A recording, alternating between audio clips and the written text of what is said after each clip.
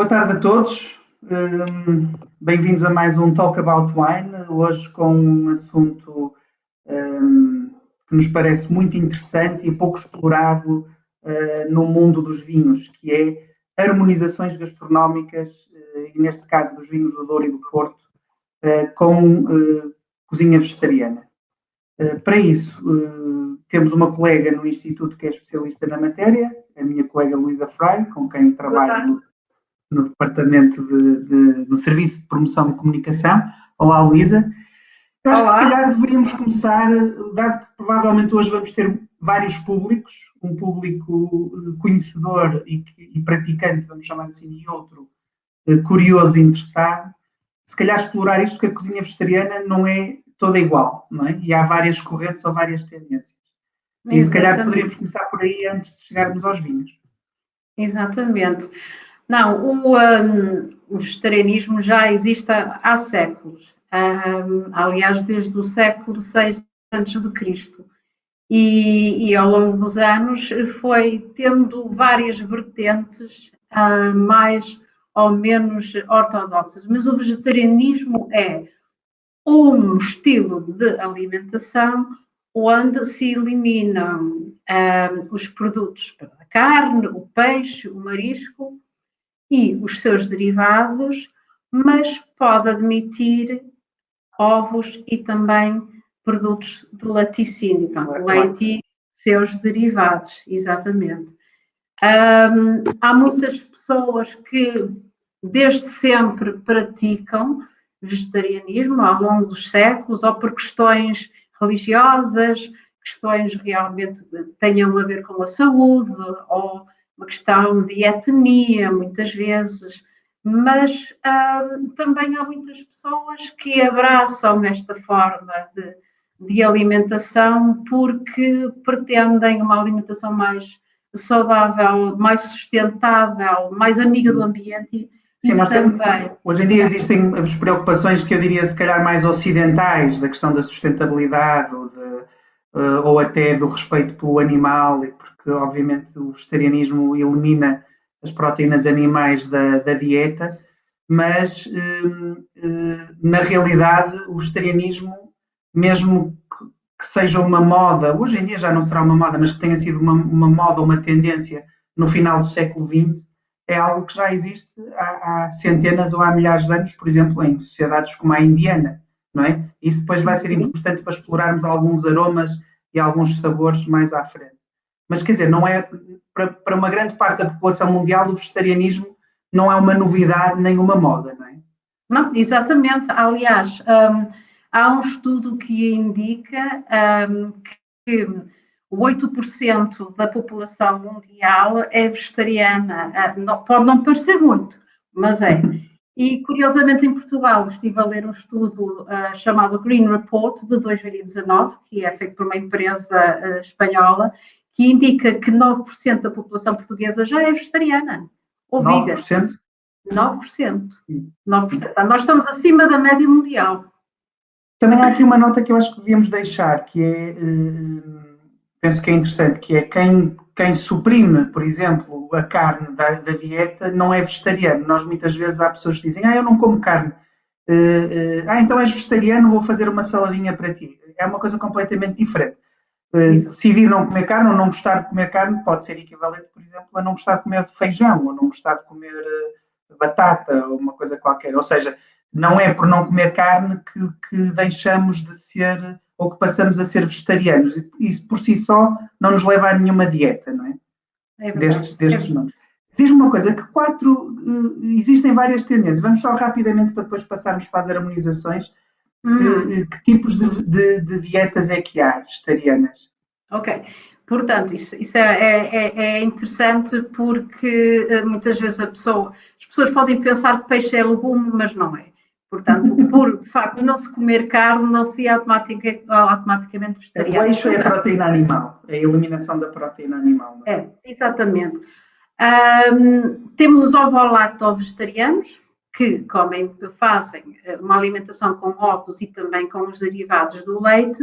Temos os lacto-vegetarianos, que não comem ovos. Temos os vegetarianos que não consomem leite e derivados, e temos os vegan. Mas os vegan levam o conceito mais além ainda. Portanto, não tem só a ver com a alimentação, mas é um estilo e uma filosofia de vida em que eliminam da sua vida todos os produtos de origem animal. Portanto, vestuário, calçado, produtos que tenham sido testados em animais. Portanto, é um conceito muito mais abrangente. Vegan ou vegano não é só uma dieta, é isso?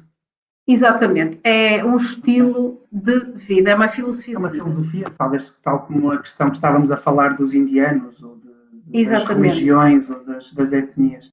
Eu gostaria de referir que, obviamente, quando falamos de ligações gastronómicas, temos sempre que ter em conta os pratos e os ingredientes e os aromas e os sabores desses pratos e desses ingredientes que temos à frente. Portanto, por um lado, fazer uma harmonização de cozinha vegetariana não é nem mais nem menos complicado do que fazer uma harmonização com um prato de carne ou um prato de peixe. A questão está mais, se calhar, na inovação ou no hábito, que nós temos muito pouco hábito. Até porque há aqui uma nota muito interessante. Grande parte das cozinhas ou dos hábitos vegetarianos de outros países muitas vezes também eliminam o álcool, não é? Por questões religiosas. Significa que nem sequer há um trabalho muito grande feito nesse sentido. Mas na Europa e nos Estados Unidos, obviamente, quando há restaurantes vegetarianos ou quando há pessoas, até porque o vinho também tem um lado vegetariano muito forte, não é? Vegetariana muito forte, mas de facto o importante é perceber que elementos é que estão no prato e ao retirar a proteína animal, muitas vezes ela é substituída para dar sabor ou para intensificar ou para dar mais personalidade ao prato e é substituída por outros ingredientes que muitas vezes são muito mais diversos do que um cozinheiro que se concentra na proteína animal.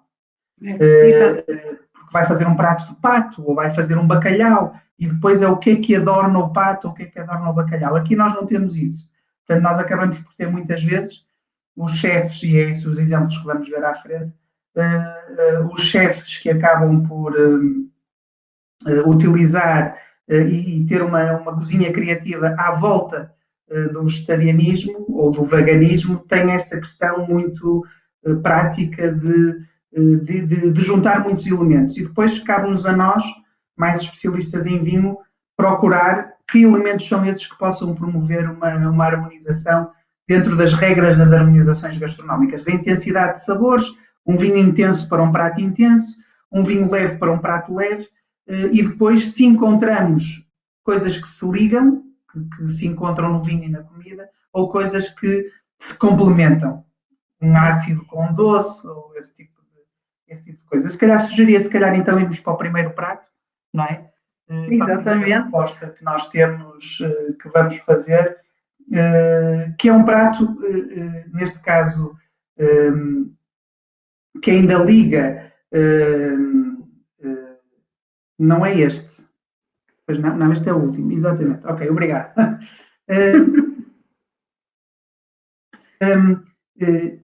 E no fundo aqui há uma coisa interessante, é que estamos a falar de um prato, neste caso ovo vegetariano, que é cada vez mais comum. O Brás começou por ser uma receita de bacalhau. Hoje em dia, se calhar, digo eu, do ponto de vista pessoal, que é mais uma técnica, ou seja, hoje em dia Brás significa uma técnica que é os ovos e a batata palha com uma base refogada, não é? E aqui temos uma ligação da cozinha portuguesa já com o elemento vegetariano, não é? Que é o Brás de legumes, ou seja, estamos a falar de uma base, se calhar de cebola ou de alho francês, que depois tem outros legumes, vamos chamar assim, não sei se queres propor alguns. Ora bem, eu em casa faço uma coisa muito, muito simples e rápida, que é, pura e simplesmente, o alho francês.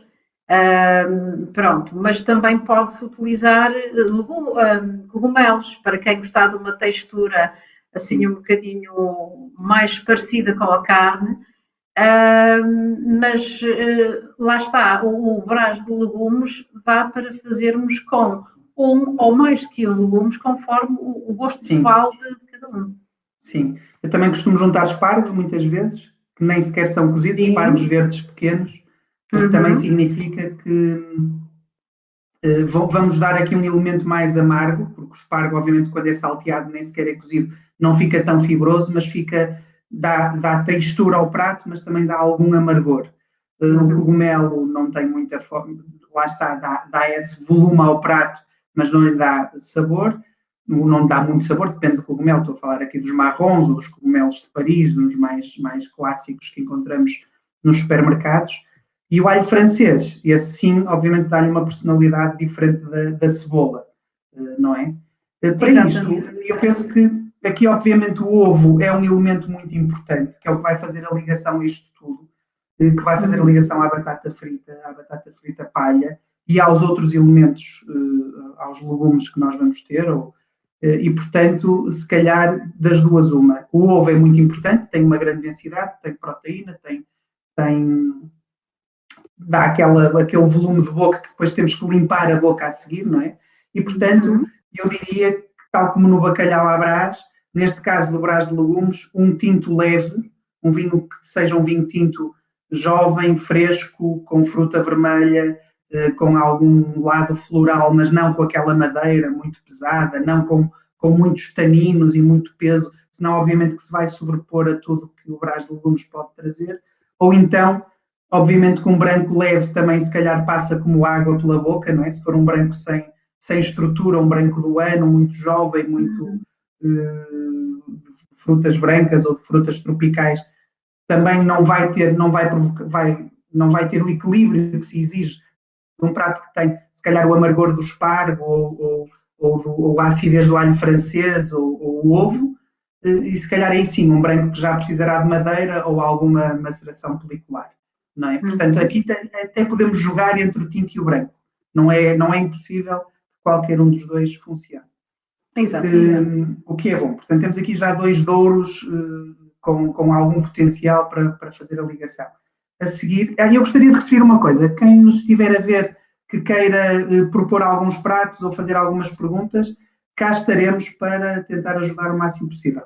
A próxima receita é a tua salada grega, não é? O que é que a tua salada grega leva? Exatamente. Ora bem, a pensar já nos dias bonitos que vêm aí, verão, esplanada, quem sabe, se não, pátio, varanda. Pronto, a minha proposta é uma salada grega com uma harmonização mais ousada. Portanto, a salada grega é muito fácil de fazer, são ingredientes que quase todos devem ter em casa. O queijo feta, que vai logo dar uma estrutura, uma untuosidade à salada e também um pouco de sal. O tomate cereja, em termos de verdes, ou alface, ou então agrião, se a pessoa quiser ser um bocadinho mais ambiciosa, ou se tiver falta de ferro. O agrião é muito aconselhado. Depois o pimento verde, o pepino, as azeitonas, tudo cortadinho em miudinho, uma cebola vermelha também e os orégãos. Depois um fiozinho de azeite, umas gotinhas de limão português, tudo isto, tirando o feta, o resto é tudo made in Portugal, bem com muito, é uma comida aparentemente leve, mas não é assim tão leve. E a minha proposta é um Porto Branco seco bem fresquinho. Sim, lá está. Nós temos tantos elementos diferentes, não é? O tomate é doce e ácido. O agrião, se usamos uma base de agrião, obviamente que o agrião é amargo. Se for o alface, é mais neutra. O feta também tem um lado salgado e também um bocadinho amargo. O feta DOP, ainda por cima estamos a usar dois produtos com denominação de origem e não o feta mais foleiro que não tem denominação de origem, que muitas vezes é mais salgado. E o pepino também, não é? Também não é fácil. Então aí, se calhar, mediante toda esta miríade de sabores diferentes será uma salada relativamente aromática, mas é mais na boca que esta salada se revela. Precisamos de um vinho que aguente todas estas propostas ao mesmo tempo. E se calhar o branco seco, não um branco com muita doçura, um porto branco, não um porto branco doce ou medium, mas um porto branco seco funcionará muito bem porque consegue ter o volume que aguente toda esta proposta, não é? Exatamente. É a minha sugestão. A seguir. E agora, Paulo, o que é que tu tens para nos sugerir? É uma quiche de legumes salteados, não é? Aqui eu acho que o segredo, os legumes, provavelmente, nas quiches as pessoas escolhem. Mas quando eu penso numa quiche que não é vegetariana, temos o leite, não é? E temos o creme, que é feito sempre com uma base de um laticínio. Sim. Aqui nós não podemos usar. Portanto, o que é que substitui o leite ou as natas da quiche?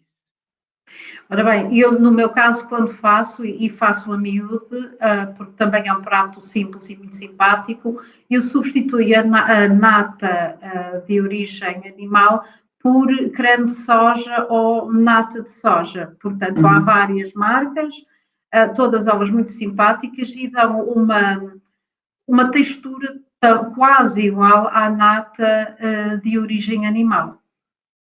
Portanto, no fundo, o conjunto global será muito semelhante. Neste caso, não estamos a falar de nada que seja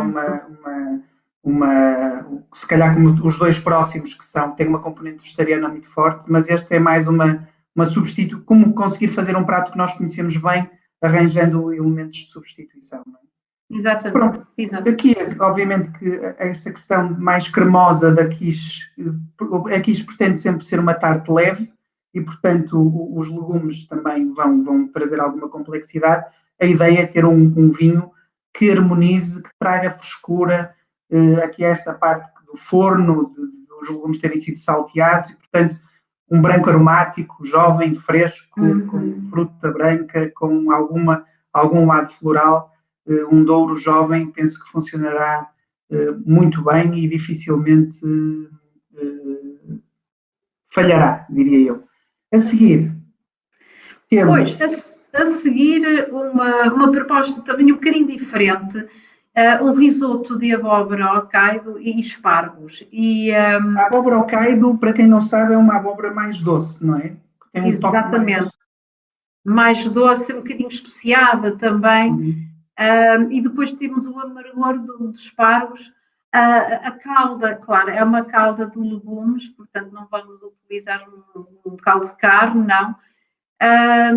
E é feito exatamente da mesma maneira como se faz um outro risoto qualquer, ou de cogumelos ou só de espargos, mas substituímos com a abóbora ao caldo e os espargos. E a proposta, mais ou menos, um bocadinho ousada, é com um vinho do Porto, mas desta vez Tu até tens uma história para contar, porque nós já fizemos já tivemos seminários de harmonização de cozinha vegetariana com o vinho do Porto, e esta foi uma das propostas, e curiosamente foi das propostas que as pessoas mais gostaram, não é? Exatamente. Foi um desafio que foi colocado ao IVDP, e que aceitamos de muito bom grado, a fazer harmonizações de vinho do Porto com comida vegetariana. E o público era reduzido, mas a sala também não comportava mais do que 20 pessoas. Mas a verdade é que demos a escolher com o risoto da abóbora, acompanhar com um Tawny 10 anos ou um branco reserva do Douro, e 19 das 20 pessoas preferiram o Tawny 10 anos. Sim. E foi surpreendente mesmo. Ainda bem, e a ideia é essa, também que o vinho do Porto possa surpreender nestas ocasiões. O lado doce da abóbora, obviamente que o risoto larga goma e, portanto, dá muita consistência, precisa de um vinho forte. O risoto só por si precisa de um vinho forte. Em Itália, muitas vezes é um vinho tinto ou um branco com alguma idade. Neste caso, a abóbora depois vai trazer a doçura e, portanto, quer dizer, um vinho consistente em que o doce, os espargos também para compensar, mas eu penso que será por isso. Com refrescado, o Tawny vai funcionar muito bem, sem dúvida. Sim, esqueci-me realmente de dizer, Paulo, o Tawny 10 anos bem refrescado. Esqueci-me. Sim, senão sai uma sopa que já ninguém consegue apurar, não é? Isso já não existe. A seguir, temos, se calhar, lá está, a fugir para o lado mais exótico e mais oriental da questão da cozinha vegetariana, não é? Não só, como tínhamos falado no início, adaptar os pratos portugueses à dieta, mas também procurar cozinhas que têm centenas, para não dizer milhares de anos de experiência em cozinha vegetariana. E neste caso, obviamente, juntamos a soja, o seitan, mas temos o lado do caril. Exatamente. Alguma nota que tu achas que é importante na questão do caril? Ora bem, lá está. As pessoas falam de caril de uma forma, isto não é ser snob ou nada do género, mas temos de ter muito cuidado ao escolher o caril. Porque o para quem não sabe, não há um caril, não é? Depende Exatamente. Da zona, o caril é uma mistura de especiarias e, portanto, Exatamente. Depende sempre, podemos sempre escolher um caril que gostemos mais. Exatamente. Ou mais suave, porque há mais suave, há o intermédio e depois há o outro picante mesmo. E lá está, o seitan não tem grande sabor em si, para não dizer não tem sabor absolutamente nenhum, portanto depende daquilo que nós acrescentarmos. Neste caso, o caril não pode ser um caril suave, portanto tem que ser um caril de intensidade média para puxar pelo seitan, mas ao mesmo tempo para não abafar também o sabor maravilhoso dos cogumelos. Sim, o seitan vai trazer alguma complexidade, os cogumelos, a complexidade, algum volume, não é? O caril é que traz a complexidade toda com as especiarias que tiver. Obviamente que, como tu dizes, intensidade média, portanto já tem algum picante e depois muitas vezes é servido com o arroz basmati. Exatamente. Portanto, ainda por cima vamos voltar a ter aqui alguma goma, que também é neutro, mas o molho do caril já com o leite de coco, portanto tudo isto vai trazer uma grande complexidade. A proposta não há muitos Rieslings nem Gewürzes no Douro, embora haja alguns dentro dos regionais dorienses, mas se calhar um espumante funciona bem, porque o que nós precisamos é de uma doçura muito ligeira, daí eu também não ter escrito o espumante bruto, mas um espumante seco, embora o bruto também possa funcionar, e os espumantes vêm sempre de vinhos com uma enorme acidez. E, portanto, sempre que formos comendo o caril, provavelmente o espumante poderá cortar, limpar a boca, trazer algum equilíbrio à intensidade exótica do espumante. Ao mesmo tempo, também temos os vinhos secos feitos de moscatel galego branco, ou se calhar até de códega do Larinho, não de rabigato, porque se torna muito ácido, mas estes vinhos mais do cima corgo ou do baixo corgo, que têm um lado, mesmo não sendo vinhos doces, o moscatel tem sempre um lado aromático dos pêssegos, das uvas, portanto da uva passa, tudo isto que lhe dá um lado que parece ser doce, mas que na realidade não é. E portanto vai harmonizar muito bem com o caril de seitan. Eu não sei se há perguntas, nós tentamos puxar aqui e explorar com alguns exemplos aquilo que pode ser as harmonizações da cozinha vegetariana com vinhos do Douro e com vinhos do Porto. E eu penso que, na realidade, a mensagem que gostaríamos de deixar é esta. Obviamente que há vinhos do Porto e do Douro para todo tipo de comida vegetariana, tal como tínhamos para outros. A versatilidade do Porto é muito interessante, não é? Nesse aspecto, como os dois exemplos que demos. E os do Douro também. Exatamente. Nós realmente, eu e o Paulo e os meus colegas de serviço, temos a felicidade de poder contactar de perto com a região, os produtores e também os vinhos. Portanto, há uma panóplia muito grande de vinhos que têm a sua origem no Douro. Todos eles, de facto, magníficos. Para quem for vegetariana como eu, há muito por onde escolher, há um grande desafio aí e interessante no sentido de fazermos harmonizações de comida vegetariana ou vegan com os magníficos vinhos do Douro. Acho que temos aqui algumas perguntas, Paulo. Sim, há aqui uma pergunta do Luís Val, a dizer que está a fazer uma paella de legumes, pois embora o arroz seja diferente, embora tenha um comportamento em termos de cozinha muito semelhante ao arbóreo ou ao canaroli, e eu diria que a sugestão que demos para o risoto é a sugestão da paella de legumes, portanto, será o Tawny 10 anos ou um vinho do Porto com alguma idade, não é? Uhum. O João José pergunta se devemos marinar o seitan para dar sabor. É uma pergunta mais para ti. Sim, podemos, exatamente. Podemos, aliás, uma coisa que eu faço de vez em quando com o seitan é marinar em vinho tinto. Para lhe dar mais sabor. Até marinar em vinho do Porto. Exatamente, ou vinho do Porto. Para lhe conferir alguma personalidade. Depende também, se calhar, para que é que depois vamos usar o seitan. Exatamente, depende. Mas sim, João Rosé é possível. Muito bem. A versatilidade dos vinhos do Douro e do Porto também para a comida vegetariana, demos aqui algumas ideias. A ideia é vocês também, as pessoas que nos estão a ouvir, explorarem e depois até deixarem-nos algumas notas no Facebook, se acharem interessante. Nós estaremos aqui para receber. Como disse desde o início, não é um tema que seja muito explorado nos nossos seminários, nem nossos, nem nenhuma região de Portugal. Portanto, estamos a explorar terreno novo que nos deixa também muito contentes. Na próxima quinta-feira vamos ter a doutora Natália Foverel do Museu do Douro e vamos falar sobre essa maravilha histórica que é os Marcos Pombalinos. Não se esqueçam, às 9 horas, quem tiver e hoje for degustar vinho do Porto, tirado do frigorífico, claro, ponha o hashtag Porto Wine nas suas fotografias que nós também partilharemos. Luísa, muito obrigado. Gostei imenso. Mais uma exploração que fazemos aqui e até breve e até à próxima. E nós até amanhã vamos continuar a trabalhar. Obrigada pelo convite. Obrigada. Obrigado também, adeus.